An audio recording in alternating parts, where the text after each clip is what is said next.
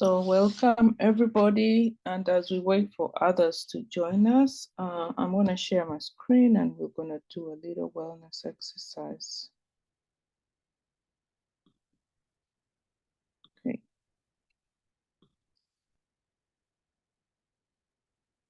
So this is an emotional regulation exercise, and I hope you can all see my screen.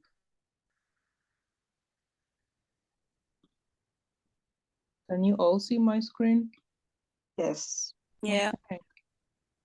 Okay, so this is an emotional regulation exercise, and really it's basically about paying attention to how you're feeling and regulating your emotions so that you are at your best. So every minute of the day, you are in one of three zones based on your stress level.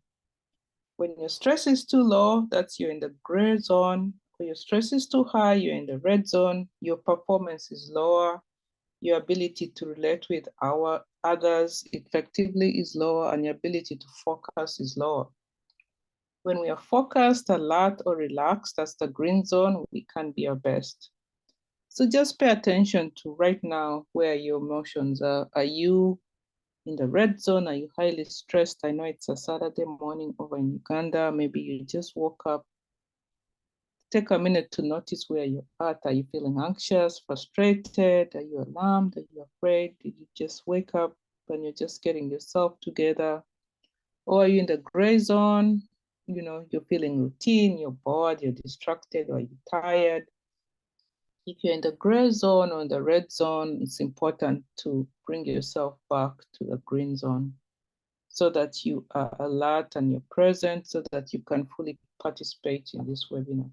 So just take a minute to notice where you're at, and the way you can bring yourself back to the green zone in case you're disengaged or you're stressed is, there's a few things you can do. One of them is just take a few deep breaths in, and we're going to do that together. So take a deep breath in and hold for about 4 seconds, and then breathe out, and then take another deep breath in, hold for 4 seconds, and then breathe out, and do it the third time. Another deep breath in, hold, and breathe out. Or if you just woke up, you need a cup of tea, just grab your cup of tea so that you get energized. Or if you need to stand up, if you've been sitting for a while, just stand up and walk around the room, or do whatever you usually do to get yourself back to being present, relaxed, or excited. So this is an important webinar, especially for young people as you launch your career, or if you are already started your career and you really want to grow your career. We're going to talk about how to develop a resume that sells your expertise and sells your skills. So please pay attention to this. I'm going to stop sharing this slide and move to the next slide, and then I will introduce our speaker today. So I will share my slides first, and then I will introduce our speaker. So the webinar today is crafting your resume or your CV so that you can land your dream job. And our presenter today is Miss Winnie Ayero. Miss Winnie is with us today. Thank you so much for joining us. And Winnie is the founder and the Chief Executive Officer of Great First Impressions Career Counseling. And she is an expert, I can say, and she's very passionate about helping people, to achieve their career potential. She assists individuals or people with developing CVs, cover letters. She also helps people prepare for job interviews.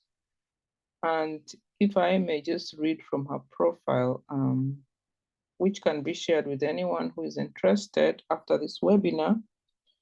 Winnie is a dedicated career strategist. She's committed to empowering careers for success. Whether you're navigating a career transition, seeking impactful resume writing, or preparing for interviews, she'll guide you through your unique journey. so she can help you navigate your job transition or your beginning of your career or anything to do with applying for jobs.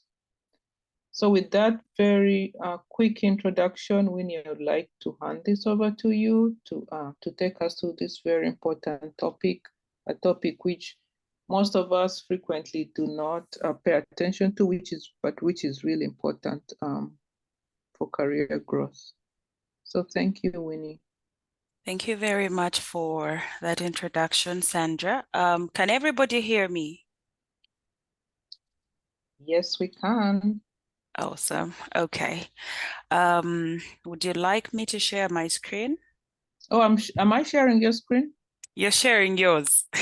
Oh, okay. So I will manage the slides on this end. That's okay. All right then. Sure, that's okay. All right. Welcome everybody to this webinar on crafting resumes and CVs to land your dream job. I'll be taking you through a guide to resume and CV excellence. So, Sandra, if you don't mind, yeah, thank you. The agenda. So, first of all, we are going to have an introduction of what a CV or a resume is. Then we'll go through understanding what the purpose of a CV is. Then we'll go through the types of CVs that exist.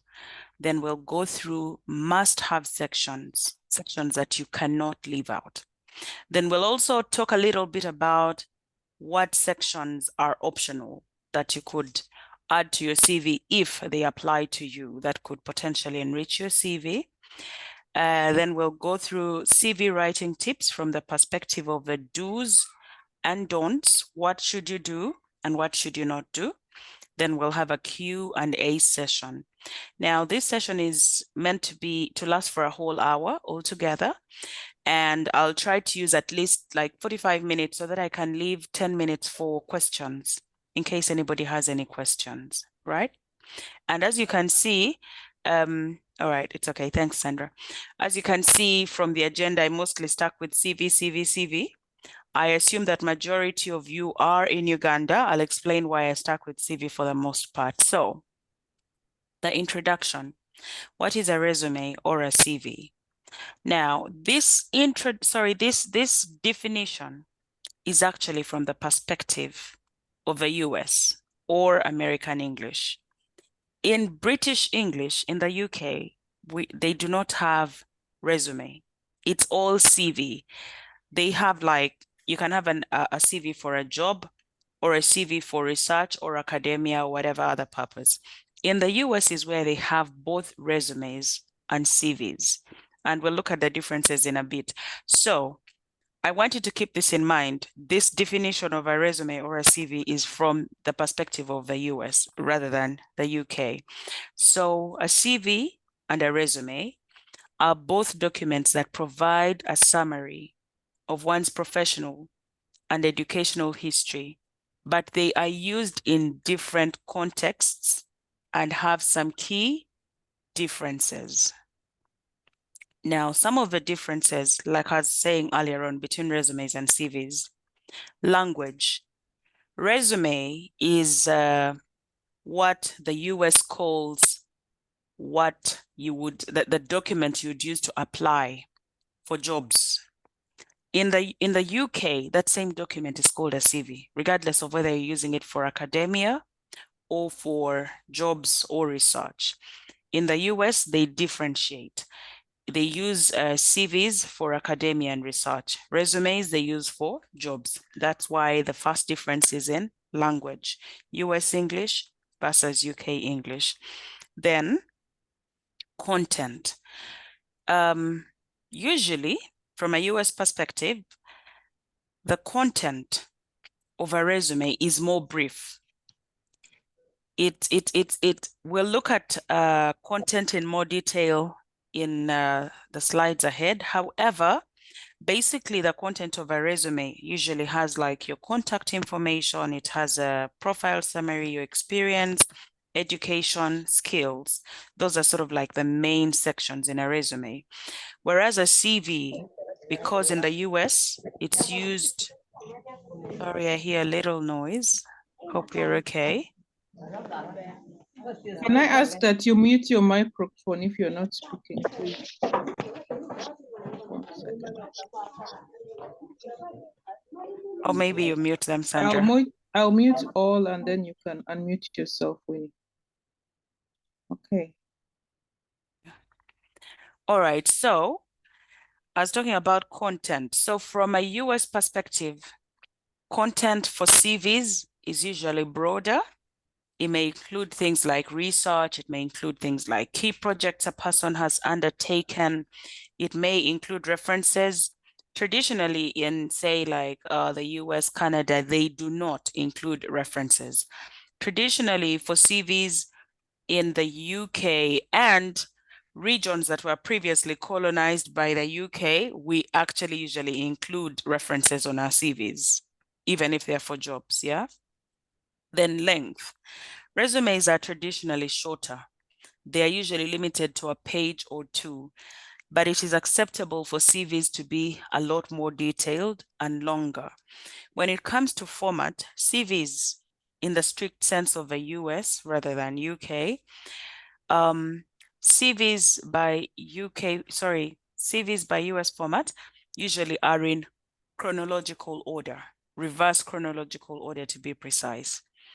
Whereas a resume can take on multiple formats. We'll be looking at formats in detail, types of CVs in detail later on as well. Then in terms of uses, again, from the US perspective, resumes are used for jobs, CVs are used for research and academia. So for the purpose of this presentation, we'll stick with the terminology of a CV rather than a resume, because I think majority of the participants are in Uganda rather than say like the US. So we'll stick with CV, which is the term that we commonly use back home as well. So we'll now look at the purpose of a CV. So for job seekers, your CV is the document that you use to apply for a job. You will see that usually when a job is advertised, they will ask you to submit a CV and a cover letter. Your CV is the document that usually you use to apply for jobs and get your foot in the door of a potential employer or a recruiter. Your CV is also a marketing tool. This is where you highlight like your skills, your experiences, your achievements, your accolades. It's also great for interview preparation. Now, if you're going to do an interview, I highly recommend that before you go to the interview, please take time to review your CV, the CV that you submitted for the job, because it's possible to have different CVs, yeah, for different things. You may have maybe like 3 different CVs for depending on what you've studied and what you've studied and what your areas of interest are. You may have different CVs that you customize for different jobs, different types of jobs. But before you go to the interview, please take trouble to review your CV that you submitted for the job. The reason is a lot of times when interviewers are interviewing you, they will have a copy of your CV in front of them, and they will use that CV as the basis for interview discussions on questions related to, say, like your work history, your skills and accomplishments as you presented them in your CV. Okay. Then CVs are also great for networking. You can share them with your peers and colleagues in your field, or even seniors, and they can help you to, get jobs. That's how you may get referrals. One of my clients, as a matter of fact, I worked on her CV, and she was interested in a certain company, and she looked for the general manager of that company on LinkedIn, found him, contacted him. This is now online networking. She contacted him and sent him a copy of her CV, okay, and requested for an interview. She was eventually scheduled, did the interview, and passed. So you can actually use your CV for purposes of networking. Then you can also use your CV on online profiles and job portals. So if some of you have probably visited websites of recruitment agencies or online job boards. For instance, okay, so for those abroad, Indeed is a big one. For instance, locally, what's this place called? Something Monday, Brighter Monday, Brighter Monday, for instance. There is NFT Consult. There is future options. When you visit their website, you'll find that usually they have room, they have a portal where job seekers can create a profile and upload their CVs. So you can also use your CV to increase visibility online and make it easier for employers and potential employers and recruiters to find you and match you with relevant opportunities. Yeah. Sandra, let's go to the next slide, please. Thank you. So the purpose of a CV from the perspective of the recruiters and employers now. Again, this is how they solicit job applications from job seekers. When they advertise a job, they'll ask you to submit your CV. This is how they solicit applications using your CV. Then secondly, sorry, oh my goodness. I'm sorry, I think I made a little mistake here. I'm sorry. I see that this is actually a repetition of the previous slides. I'll share an updated PowerPoint presentation, but for now you can listen. I'm going to go through this from my side. I have the information, but it's not exactly what's here. This is a repetition. So for recruiters and employers, besides using your CV to solicit for job applications, they also use your CV to screen and shortlist candidates. This is how they identify candidates whose qualifications, skills, and experience align with the person's specifications in the job advert. Then they also use your CV to compare candidates because they're going to advertise a job. They have one vacancy and they probably have 250 applicants. So they will compare this, for instance, they'll compare Sandra's CV against Lillian's CV for them to know who to shortlist, because when they're shortlisting, they have a target number.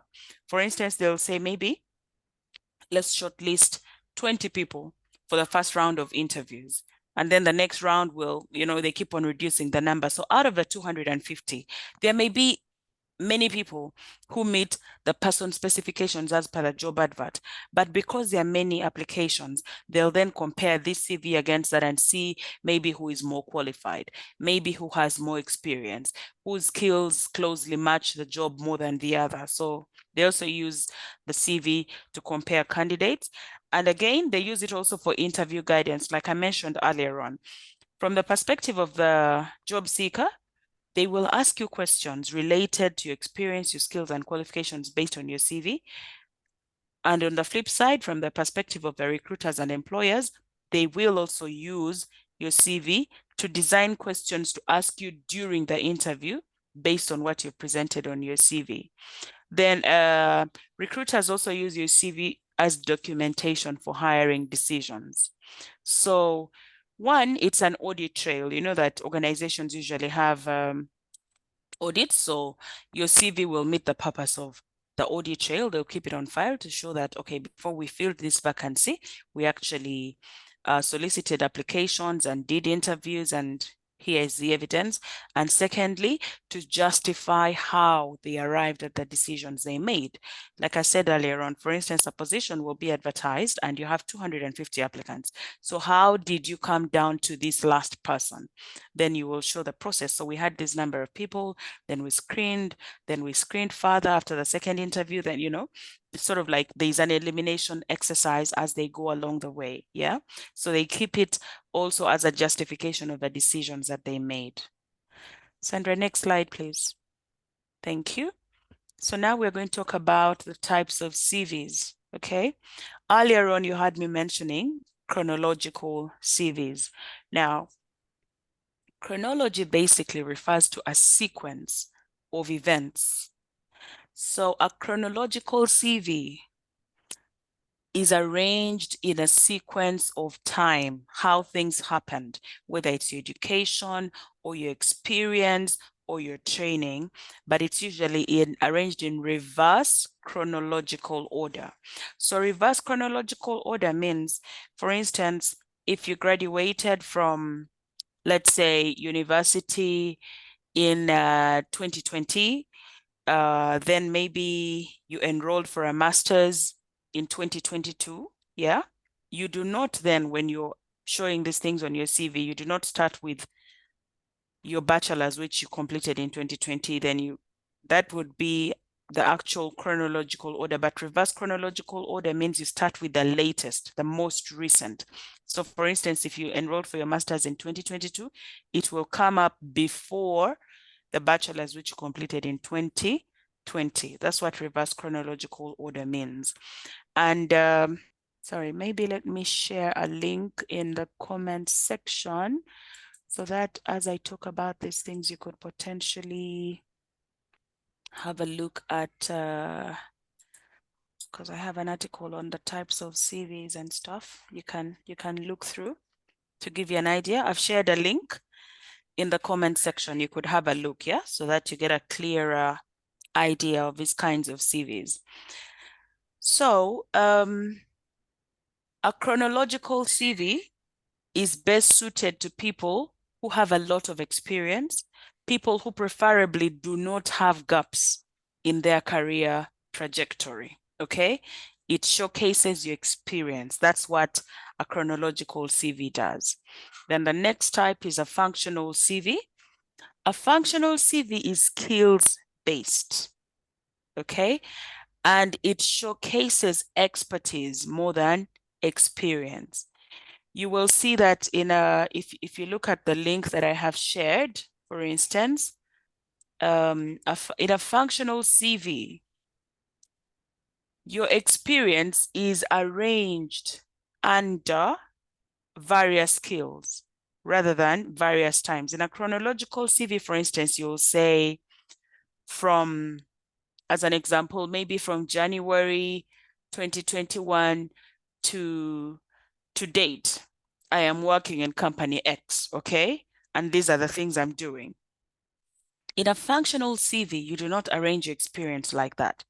You look at, if you're targeting a particular job, for instance, look at what skills they're looking for. Then arrange your experience under those skills. If you're looking at the link I sent under functional CV, for instance, we have management. Sorry, this is called I know that these are not real words. You may not be understanding. It's not a foreign language. This is called lorem ipsum text. It's auto-generated by computers. Now, for instance, you'll have management. Then you will show what you did in time that fits under management in your various roles. Okay. You may have worked in maybe 3 different organizations.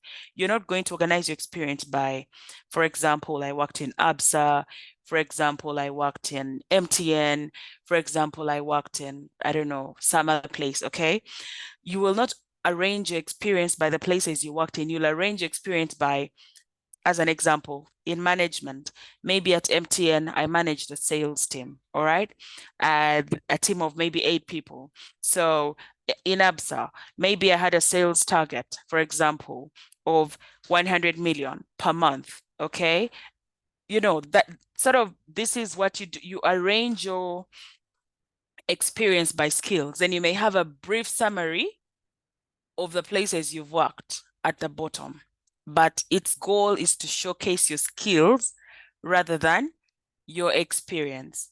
So a functional CV is best suited for people who are seeking a change of careers. For instance, let's say you've been a medical doctor, but you're no longer interested in medicine. Maybe you want to switch over to technology. And you see that these are fields that are very different. A person would not really see how a doctor fits into the technological field if you used a chronological CV. But if you worked with a functional CV, maybe you can highlight and say you're good with database management and show examples of where you did database management. Then maybe you can say you're good with probably websites, whatever. But you arrange experience by skills rather than timelines, for example. It's also great for people with career gaps because it hides the career gaps because it's not a chronological order or it's not sequential.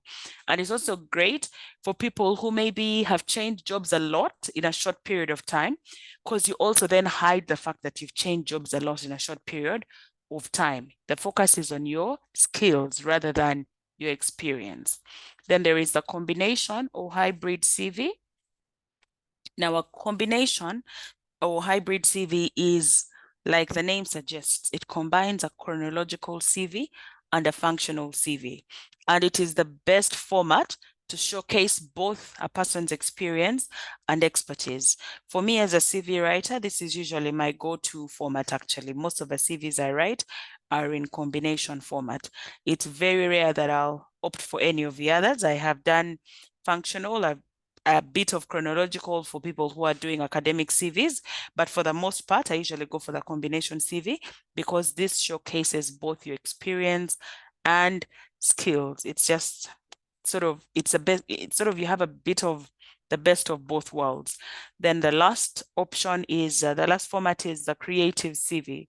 Now, a creative CV is best suited to people in creative careers, and it showcases their creative skills. It's suited to people, for example, in careers like graphics design, website design, marketing, brand management. And as you can see, if you're looking at the link again, it is usually very fancy because you are trying to show that you're good, for example, with graphics design. You can come up with these pie charts. You can come up maybe with these graphs or something. You are not only applying for a job, you're trying to show that you actually have the skills to do this job. So you're showcasing your creative skills. However, you need to note that this type of CV may not be ATS compliant. Now, I'm sorry I did not include a slide on ATS, but anyways, ATS stands for Applicant Tracking System. If you've applied for jobs online, you'll find that a lot of times, sometimes some organizations, you don't just send your documents to an email address. Sometimes there's a portal where you have to fill your information, upload your CV and stuff. That is sort of the user end, the job applicant side of an applicant tracking system. Now, for example, recently I worked on a CV of a client who previously had a CV that was not ATS compliant. The way she knew the difference was, she said previously when she would upload her CV when applying on online portals, her CV would not auto-populate on the website. She would have to input everything manually because her CV was full of text boxes, which are basically actually images, and a lot of ATS systems cannot read images, okay? So when I reworked her CV and made it an ATS friendly format, the next time she applied for a job, she said once she uploaded her CV, her information auto-populated in the system. So sort of, I hope it gives you an idea of what the ATS system is and how it works. Sandra, ready to go to the next slide, please? All right, so let's talk about must-have CV sections, okay? Now, there are sections, like I earlier mentioned, that must appear on your CV. Every CV must have these sections. This includes sections like your contact information. When we say contact information, your first name, your last name, your email address, your telephone number, and your location. It's not necessary to put a full postal or physical address. Just mentioning your city and your country is enough. Back in the day, when we used to send hard copy letters via the post office, yes, it was important to have your postal address. But today, unless they request for your full postal or physical address, you don't really need it because most of our communication is now electronic, okay?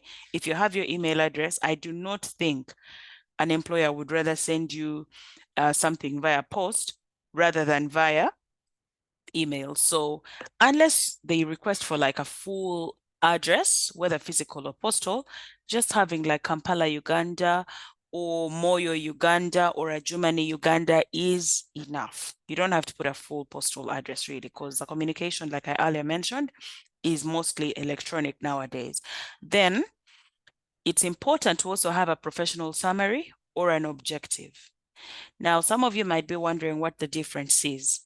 Both of them speak to, like, they give a snapshot of who you are, but the difference is a professional summary or a profile will talk about what you have actually done, who you are and what you have actually done.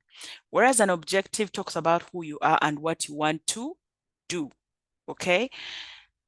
I prefer for experienced professionals to work with profiles and summaries. Okay? If you already have some experience under your belt, talk about what you have done. This can be a reference point for the employer to know what you are capable of doing. If you're a fresh graduate or you don't have much experience, then you can stick with an objective because you do not yet have much experience under your belt. So you talk about what you can potentially do for them. That's the difference between the two. Okay? If you're a fresh graduate, you may use an objective. If you have experience, please stick with a professional summary or a profile. Then the other one is experience. By all means, this is actually the heart of a CV. Your education and certifications will get you your foot in the door. But what will really sell you is the experience. Because even if you have education and certifications, but you don't have experience, a person who has education and certifications with experience would probably be a stronger contender than you are. So make sure you include the experience section. Education and certifications must definitely be there, and skills. So a lot of people usually overlook skills. Sometimes, maybe not all, but sometimes people overlook skills. I've looked at CVs that do not have a skills section. Please include a skills section in your CV because it provides a potential recruiter or employer with a snapshot of your capabilities and abilities, okay? And it's better, rather than writing whole sentences and paragraphs and explaining, just write like a few, maybe 1 to 3 word phrases at most, okay? Just make it easy. Like someone can just peruse through it and see, okay, this person knows, as an example, they're conversant with Microsoft Office. They're conversant with maybe health management information systems. They're conversant with SAP and ERP. They're conversant with leadership. They've led a team, Let it just be something that just brief rather than whole sentences.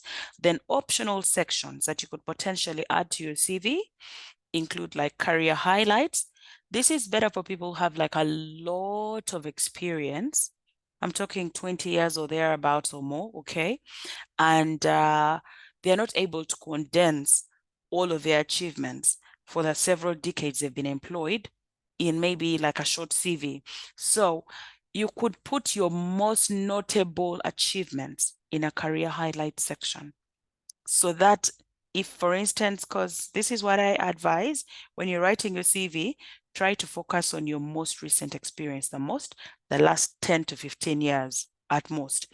Experience that's older than 10 or 15 years may not be relevant. You also know that the world keeps on changing. The competencies you used in a job you used 20 years ago may not be applicable in today's world. That's why your most recent experience is your most relevant experience. That's why you should not dwell so much on your older experience. But this is also why if you have a lot of experience, there may be things you have done in the past that are really notable.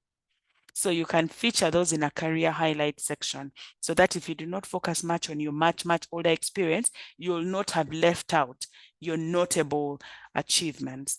Then you can also include like projects, maybe key projects that you have participated in that are relevant or that you have led that are relevant. Again, relevant, please. Don't just include sections for the sake of broadening your CV. Keep it concise, okay? Only include what is relevant to the job that you are targeting. And this is why it's important to tailor your CV to every job that you apply for. So you could look at relevant projects, you could look at research, you could look at publications, you could look at presentations and lectures, awards and honors that are work related. Or if you're applying to in academia, then you may also include your academic awards and honors. You can look at professional affiliations, voluntary work that is related or at least adds value to the job you're applying for, special leadership roles, languages, references, or even hobbies and interests if they are related and could add value to the job that you're looking at. I'm adding references in the optional sections because, like I said, depending on where you are, you may or may not need references. In Uganda, it's important to include references. Almost every job that is advertised, they'll ask you to include at least 3 references. For countries like Canada and the UK, you may not need to include references. As a matter of fact, they are not even expected. They may ask for them during the screening process. But in Uganda, so again, there are regional differences. You need to know for your job market what is required, what is expected. It's not a one size fits all. Okay, Sandra, next slide, please. Thank you. So CV noise. Please mute your microphone.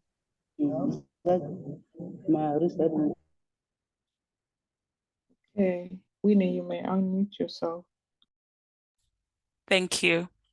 So let's talk about CV writing tips, the do's and the don'ts, okay? Things that you must do and things that you should not do. Let's start with the do's, Sandra. All right, so here we are. So, sorry. Okay, so when we come to the things that you must do with your CV, please use action verbs. Now, action verbs, some people also call them power verbs. Some people call them dynamic verbs. These are words that convey a sense of action, a sense of activity, a sense of movement, okay? It is essential for you to use these to describe your accomplishments, responsibilities, and contributions in a way that is dynamic and engaging because they help to convey a sense of initiative and impact and achievement, and thereby thereby making your experiences more compelling to potential employers. For example, I was looking at somebody's CV sometime not very long ago, and his entire, there's a section of his experience where almost the entire experience section, everything just started with ensured, ensured, ensured, ensured, ensured. Now, first of all, that is not compelling. But also, secondly, when you write your CV like that, it's monotonous and boring to read. But remember that your CV is also a marketing tool. This is where you showcase your communication skills, at least your written communication skills, to a potential employer. If your whole experience section starts with the same word, ensured, ensured, it looks like you have limited vocabulary. They are going to question what your grasp and your understanding of comprehension, right, of English language is like, because you look like you have a limited vocabulary. You really don't know a variety of words, okay? So I could share a list of action verbs that you could use after. Later on, I didn't prepare it in advance, but just off the top of my head here, I feel you could use words like achieved. Instead of saying you did ABCD, say maybe you achieved ABCD. Say you managed a team of 10 employees, for example. Say you developed something, you led, you increased, you implemented, you resolved, you coordinated. So these words help to make your CV more compelling and convincing to potential employers, okay? Then it's also important, especially for people with experience. If you're a fresh graduate, you may not really have achievements yet, but if you have some experience, please quantify your achievements. And when you're quantifying your achievements, look at, for instance, if you increased something, look at the growth, where growth is positive. Look at the amount of growth you contributed. For instance, if you, assuming maybe like what? If, for instance, you increased customer satisfaction rating, That is a positive. Where you grew something and it's a positive, look at how you grew it. Where you reduced something and it's a positive, notify by how much you reduced it. Oh, sorry. As an example, going back to, like, for instance, increasing the customer satisfaction ratings. If you do like surveys of your customer satisfaction, if maybe the previous quarter, for instance, customer satisfaction rating was at 10%, in the next quarter it raised to maybe 20%, then you can say you increase customer satisfaction rate by 10% in a period of 3 months, for example. That is more impactful than just saying you increased customer satisfaction ratings. Where you reduce something, for example, let's say income leakage, yeah? Because reducing income leakage would be a positive. If you reduced income leakage, if previously the business was losing money in whatever way, maybe you can say you reduced income leakage by, you could, for instance, quantify by figures, e.g. you reduce income leakage by 1 million shillings a month. In a year, that's 12 million shillings, right? You could also use it from the annual perspective, save the business 12 million shillings a year in income leakages by doing A, B, C, D, demonstrate the skills that you used, right? Then you can also look at impact. If you were managing people, don't just say you supervised a team of, say, for instance, engineers. Mention the number, because that shows the level of responsibility that you hold. If you are managing a budget, don't just say you managed a budget. How much? How much money were you managing? Was it maybe 100 million a year? Because a person who's managing 100 million a year has a lot more responsibility and probably a better understanding of financial management than the person who's managing 20 million shillings a year, for instance. That's why it's important to quantify, okay? Because it shows your impact. Then also you can quantify by frequency. How often did you do something, okay? Maybe weekly, maybe monthly, maybe so many times a year, by annually. That's another way to quantify, okay? But it's important to quantify your achievements, because it communicates your impact, your contribution. If you leave your experience section at just your roles and responsibilities, that is just activities and effort. And just because something was required of you does not guarantee that you did it. But if you go ahead to quantify and show, this is how much I achieved of this, there is evidence that you actually did it and you achieved so much, okay? But if you're just copying and pasting a job description, there's nothing to show that you really did these things. Employers reward results, not effort, okay? Then it's important to tailor your CV for each target job.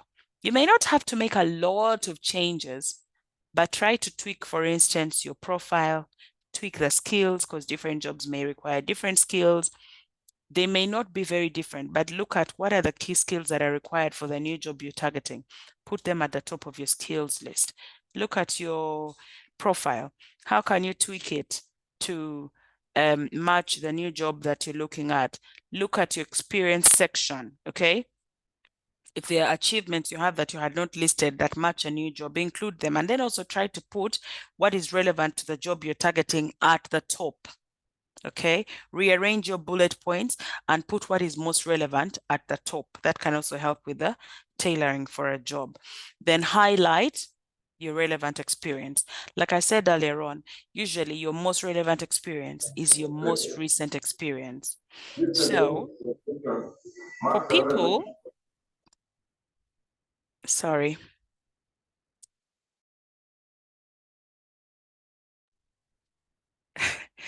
All right, so I was saying, for people that have a lot of experience, if you have more than 10 years experience, if you have more than 15 years experience, try to focus mostly on your most recent experience.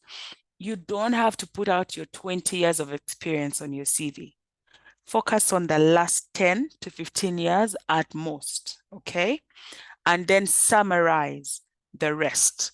You don't have to put all of your experience on your CV in detail. It will be unnecessarily long, but the honest truth is what you did 20 years ago may not be relevant today or maybe to the job you're applying for. Besides, in 20 years, you'd have probably grown.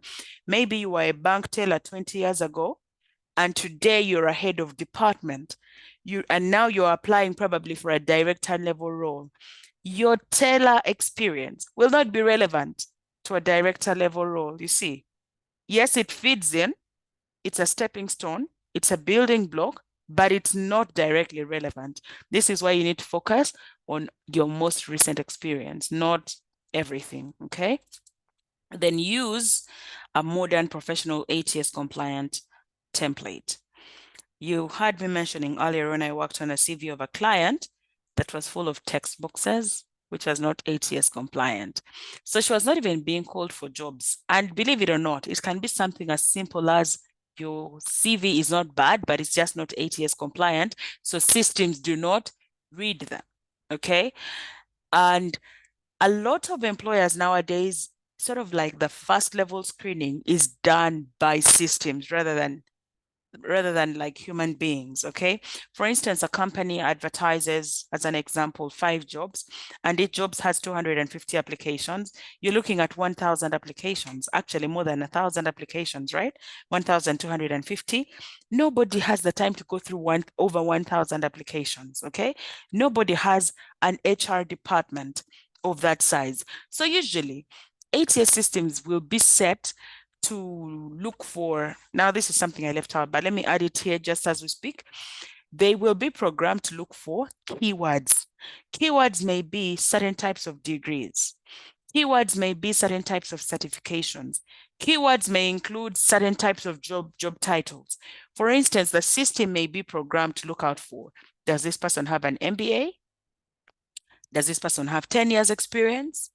Does this person, have they held a job title as accountant, as a finance manager, as those kinds of things, so that the system will be programmed to just look out for keywords, you know, and then that's how they do the first level screening. Then the second level screening, maybe a human being will look at your CV. But if your CV is not ATS compliant, first of all, it's not going to be readable at all. So you'll not even make it to the long list.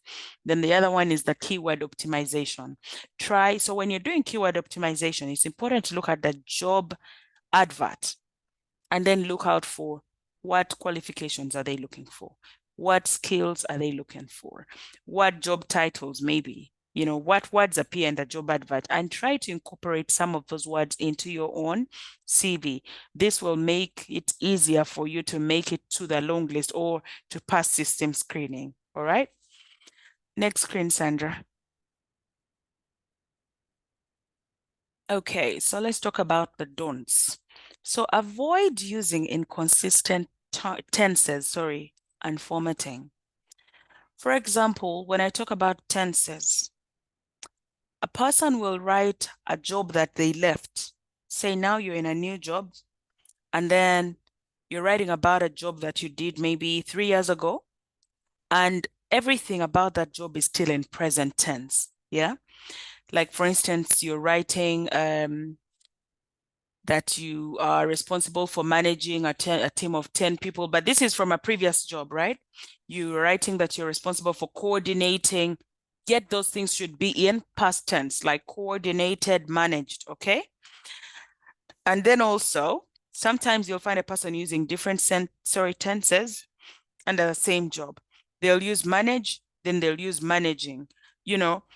Be consistent. Figure out what tense you want to use and be consistent. When it comes to formatting, if you choose a bullet, okay, now, first of all, avoid fancy bullets. Simpler bullets are easier and better for ATS systems to read. Just keep it simple. You don't have to make it fancy. Keep it simple. And avoid using like different types of formatting. Don't, for instance, use the arrow-like bullets, then the next one is the circles, and the next one is the square bullets. You don't have to write your CV like that, okay? Be consistent with your formatting. If you choose a certain bullet, make it a simple bullet and use the same bullet all throughout as an example. Sandra, I don't know what has happened to your screen. We don't see it now. Hello? Sandra? Sandra, can you hear me? Anyways, I'll continue sharing from mine. Okay. Yeah, I didn't know Bath. what happened. Very sorry. It's all right, no worries. Okay, then also avoid including irrelevant and personal information. Okay? Irrelevant information, like for instance, you might include what can I think of for irrelevant information? I'm not sure. But anyways, things that are not required for the job, you don't have to put them there. You need to keep your CV concise, okay? Personal information. Now, I know that, for example, in the government of Uganda, when they advertise jobs, usually they'll ask for, they want your age, they may want to know your village, they may want to know, but unless that information is requested for, don't include it. Avoid including things like your marital status, avoid including things like your religion. You do not even need to include your nationality because those things can literally attract negative bias. You don't even need to include your tribe, okay? That is personal information that you do not, your date of birth. Traditionally in schools, we are taught to write a CV starting with this information, but times change, things change as well. In the modern world, you do not need to include that type of information on your CV, things like your date of birth. You include your date of birth, it may become a stumbling block from the perspective of you might be considered too young for the job, or you may as well be considered to be too old for the job. It's not necessary for you to include your date of birth, okay? And yes, we have a tendency of estimating how old a person is by, for instance, when they started school, how long they've been working, whatnot. But if you leave out that information, nobody's going to try to guess how old you are because there are people who went to school later in life. They may have 5 years experience, but they may actually be 30. They may have gotten to senior one, for instance, maybe when they were 15 or maybe they were 18. You see, those things happen in this part of the world. They can also happen elsewhere. So leave out that kind of information. It is not necessary, okay? And then make sure you use a professional email address. Please do not use unprofessional email addresses. Unprofessional email addresses, for instance, your email is hotchick@gmail.com, okay? Or mrhandsome@gmail.com. Please use a professional email address, preferably like use an initial of your first name and maybe your actual last name, or use your full names, okay? Avoid those fancy unprofessional email addresses, and also do not exaggerate or provide false information in your CV, okay? Reason being, if it is found out that you lied, it kills your credibility. And that alone may be a reason for you to be what? To be disqualified from the recruitment process. Now, I'm going to share an example of something that happened where I used to work somewhere. It's not necessarily from the perspective of a CV, but still it feeds into the false information. It happened from the perspective of a due diligence. Due diligence is the point at which, like, you've completed the interview process, and an employer is considering hiring you for the job. Okay. And then they are doing background checks. So I used to work in a bank back in the day. And one of my colleagues interviewed for a job at another bank. All right. And he was successful in the interview. Now, when they were doing the background checks, you know that sometimes they'll ask you how much money you want. So he mentioned a certain figure that they felt was a bit excessive.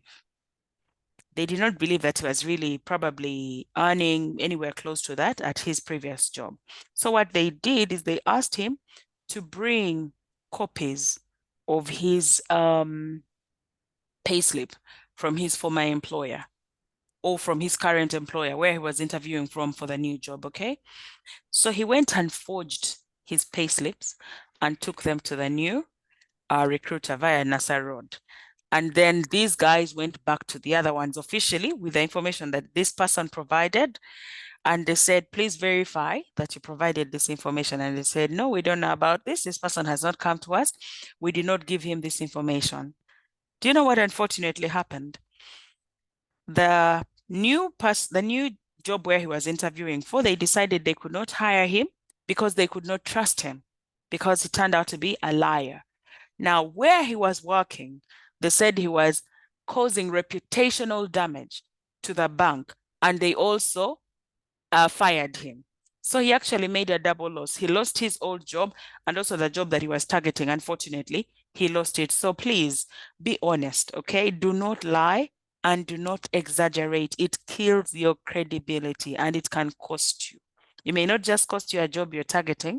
As you can see in the case of this guy, it cost him even the job he had because the bank felt that he was causing them reputational damage. So also do not include unrelated interests and hobbies.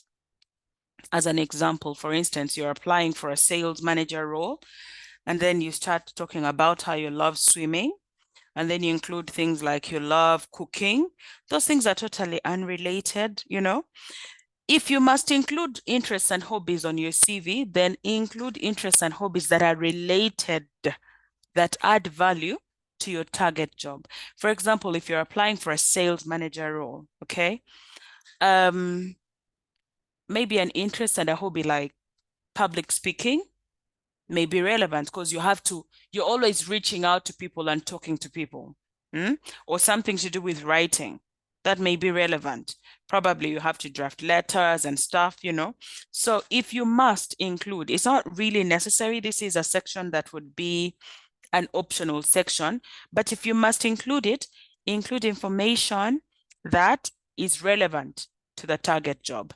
This may be a little bit different for a bio because from the perspective of a bio, you include interests and hobbies that may be relevant, but also just to humanize the person that is being presented, okay?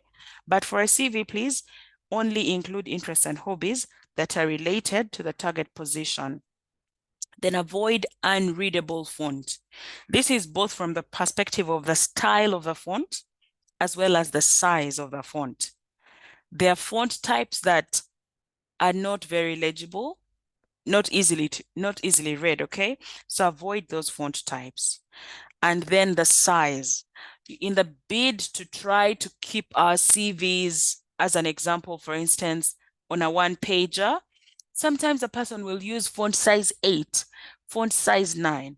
Now, to be perfectly honest, when a recruiter or an employer is screening over 100 CVs, okay, and your CV is written in font size 8, believe it or not, they'll just put it aside. They have options, right? They have options. They are not going to be struggling with your CV that is barely readable. So make sure that the font size that you use is readable, please. You'd rather have a 2-page or 3-page or even 4-page CV that is easily read than a 1-pager that someone has to squint to read, because people will just put it aside. Nobody has the time. You are not special. You are competing with others whose CVs may be easier to read. So don't make it unnecessarily difficult to read, okay? And then proofread your CV, please. Avoid typographical, grammatical, and factual errors. Typographical errors are errors where you're typing and maybe your finger slips. And as an example, instead of typing, you have a master's of public health. Maybe you leave out the L. Now you have a master's of pubic health instead of public health, right? Grammatical errors. This is basically wrong use of language. I'm sorry if you hear noise in the background. It's a Saturday, there are children playing outside. I don't know if you can hear them. Anyways, grammatical errors, those ones have to do with a wrong use of language, and then factual errors. For instance, like I said, maybe if you're managing a budget, don't say you're managing a budget of 100 million if you're only managing 70 million, okay? Please proofread. Or as an example, still, you may be managing maybe 100 million and you accidentally type in maybe a billion. You add an extra zero, that becomes a factual error, yeah? So proofread for typographical, grammatical, and factual errors, okay? Because like I said earlier on also, your CV is a marketing document. You are selling your communication skills. So make sure you put your best foot forward. I think we are done. Sandra, next slide is Q&A, isn't it? Yes. Yes. All right. So thank you so much for listening. If you have any questions, feel free to ask. Yes, so thank you so much, Winnie. That was a lot of information, but I'm sure every one of us here found that very helpful and very useful. And Thank so you. now we will transition to I'm going to stop sharing my screen so we can see hands that are raised. If Okay. anyone has a question, you can either use the raise hand feature or you can use the raise hand feature or you can type your question in the chat.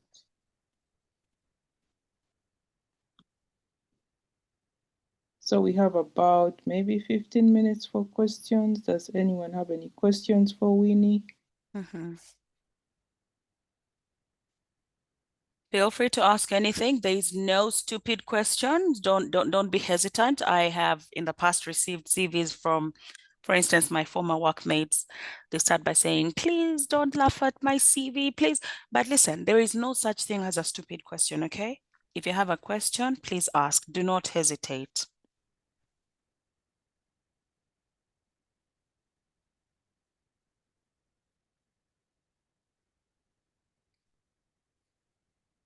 There's a question here that says, is it good to have some information in a table, for example, educational background?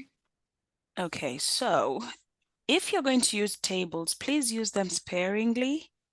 It's difficult to read a CV that is heavily tabulated. However, it is possible to actually make your table invisible, right? So if you're going to use a lot of tables, try to make them invisible. You don't have to, your whole CV does not just have to look like one big table, right? So try to hide some of the tables. It's okay, but don't make it look too tabulated. It's just harder on the eyes. Yeah. And there's another question here. Thanks for the presentation. How relevant is writing marital status in CV? Like I said earlier on, there are jobs, like for instance, in government of Uganda, where they will want you to provide this information. Now, if there is, for instance, an application form that gives you room to provide this information, put it in the application form. This information does not have to be on your CV. On a CV, like I said earlier on, this is the kind of information that could very easily attract negative bias against you unnecessarily. You know that it's not something that is talked about, but it is believed, for example, that married people are more responsible than unmarried people. As an example, you might show on your CV that you are not married, and then they'll think, oh, I think we'd rather work with a what? With a married person. Whereas the actual truth is your marital status does not determine your competence on a job at all. All right. It's your skills, your experience, your qualifications. Or they may be preferring a younger person who's not married because they probably want someone who can work longer hours. And a married person will probably, like I said in the past, I worked in a bank. Banking is one of those jobs where you work, you might even go to church on Sunday and still go back and log in by yourself when they've not even asked you to come in. It's extremely demanding. I had a workmate whose husband used to come and park outside the bank and wait for her, and he'd be there from 6 to 10 p.m. Eventually, she resigned. Now, there are jobs where they probably want someone who can work long hours. The moment you indicate that you're married, they'll think, this one will not be able to work long hours. We'd rather work with an unmarried person because nobody's looking for them. Nobody's calling them off the hook. It's 8 o'clock. Where are you? You see. So that kind of information is not important to put on your CV. Like I said, it can attract unnecessary bias. So do not include it if you have a choice.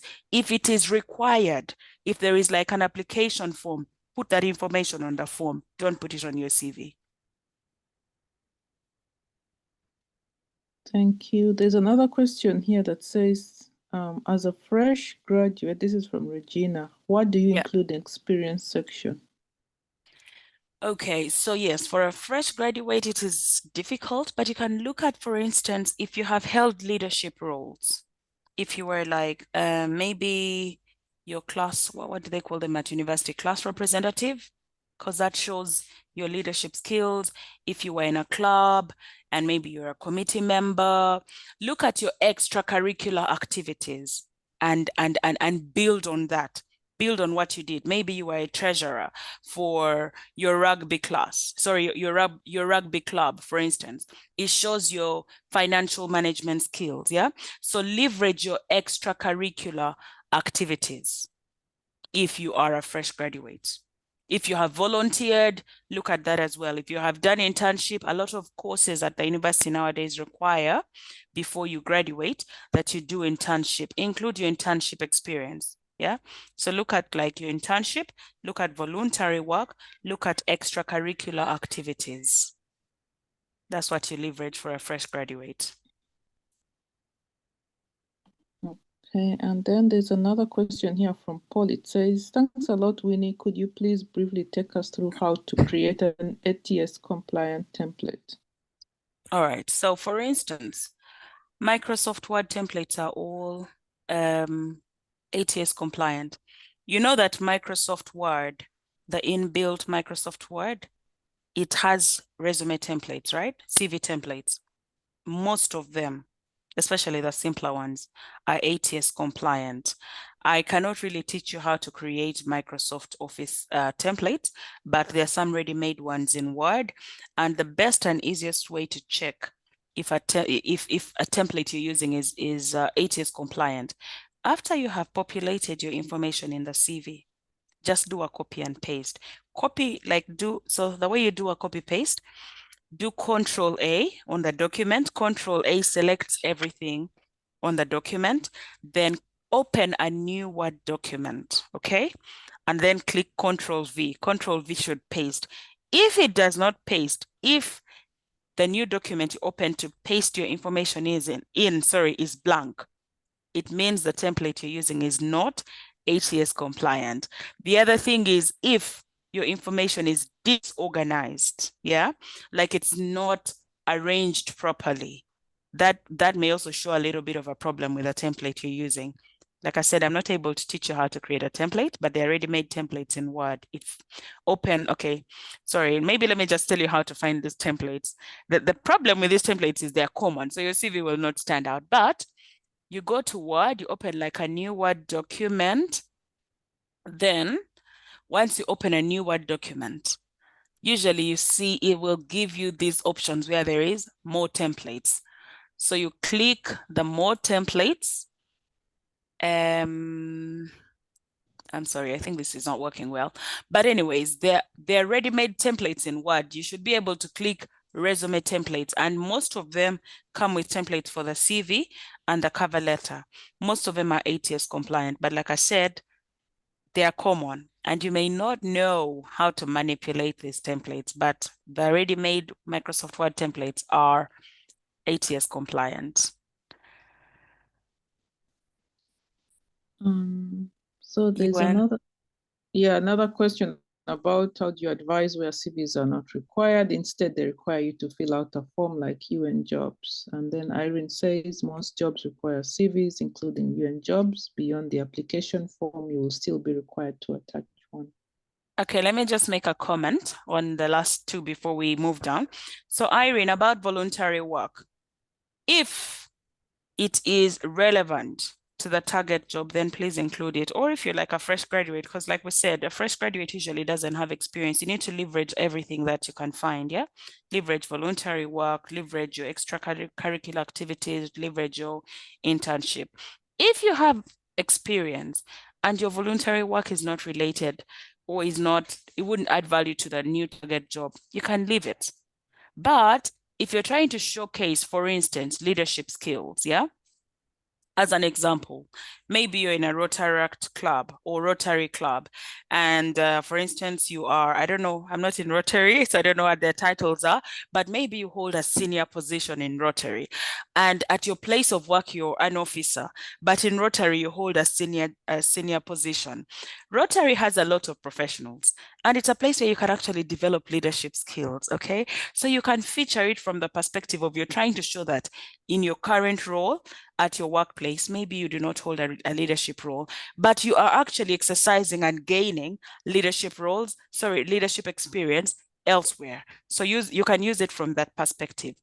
About filling forms, like somebody rightly replied to Doreen, Irene replied to Doreen, yes, I don't think there is a job where you'll be required to only fill a form and not upload your CV. Even those jobs, usually at the end of the day, they'll require you to upload your CV. The reason they do that, okay, I cannot say I know everything, I don't, but one of the reasons why sometimes, for instance, like the UN, they'll ask you to both fill a form and upload your CV. They are trying actually to spread a wide net, so to speak, so that, I'm sorry, excuse me, so that if you have a CV that is not ATS compliant, like I said, if for instance you have one of these CVs that uses text boxes, because text boxes are images.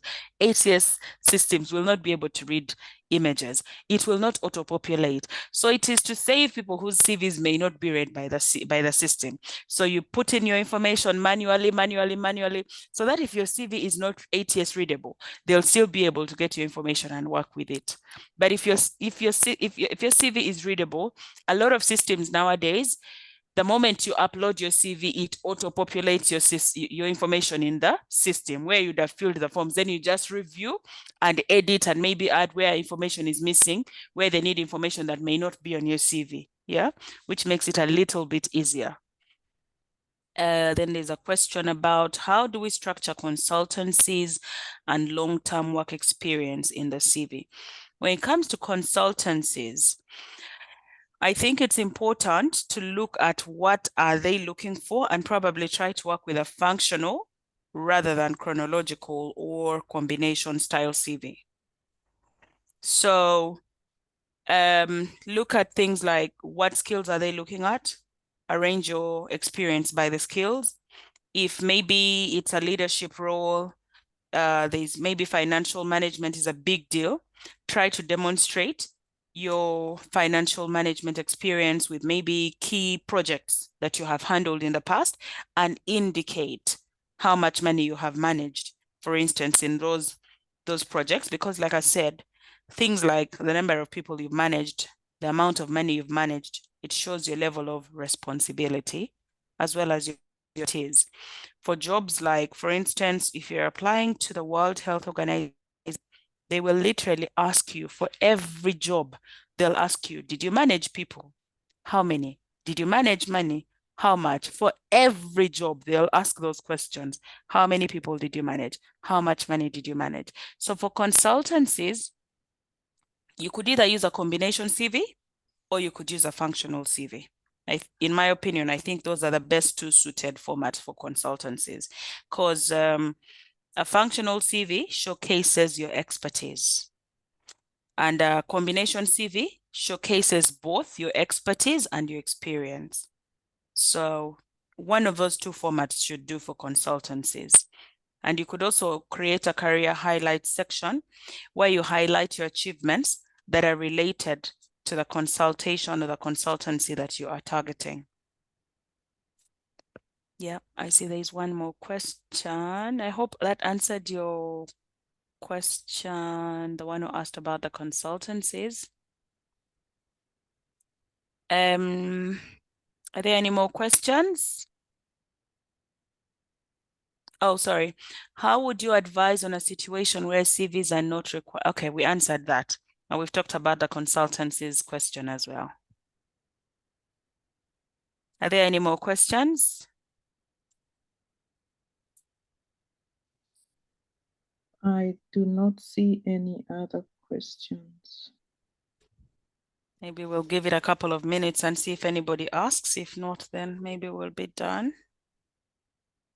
All right, I see there's a message. Thank you. Thank you, Irene. Thank you. Are there any more questions?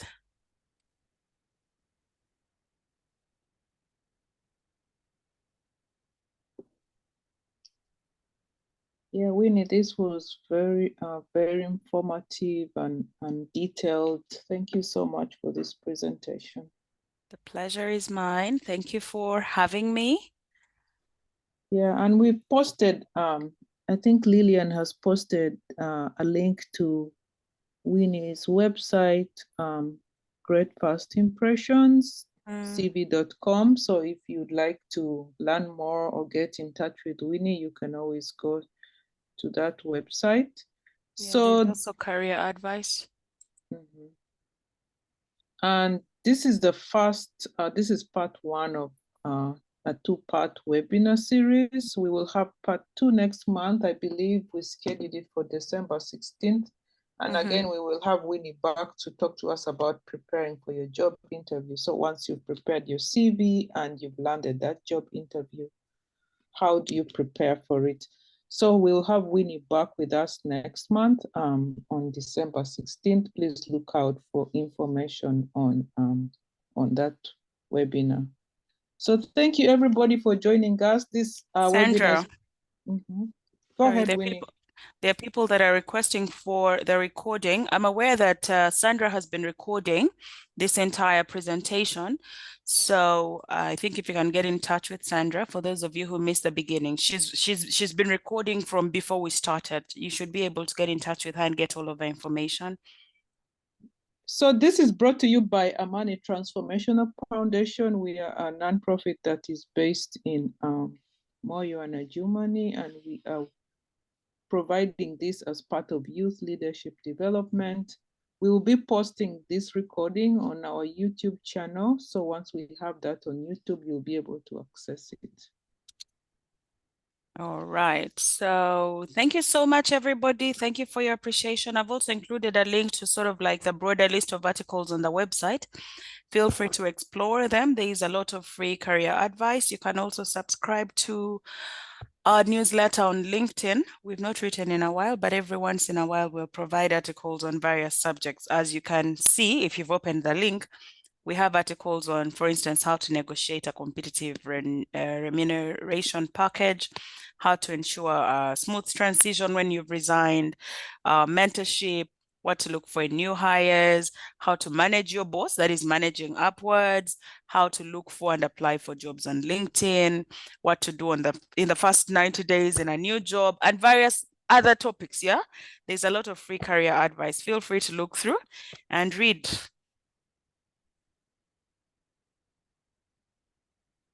Sandra? Okay, thank you everyone. We are going to end here for today and hope to see you next month. Sure. Thank you so much, everybody. See you in a few weeks' time. Great. Thank you too, and have a great weekend. Thank you. Bye-bye. Okay, Sandra, I'll wait on you to close the meeting. Yeah, so I just wanted to thank everybody for joining us, and we hope that we'll see you next month on the topic, preparing for your job interview. So have a wonderful day. Thank you. Have a great weekend, everybody. See you soon. Thank you. See you soon. Cheers. Bye. Bye. Bye.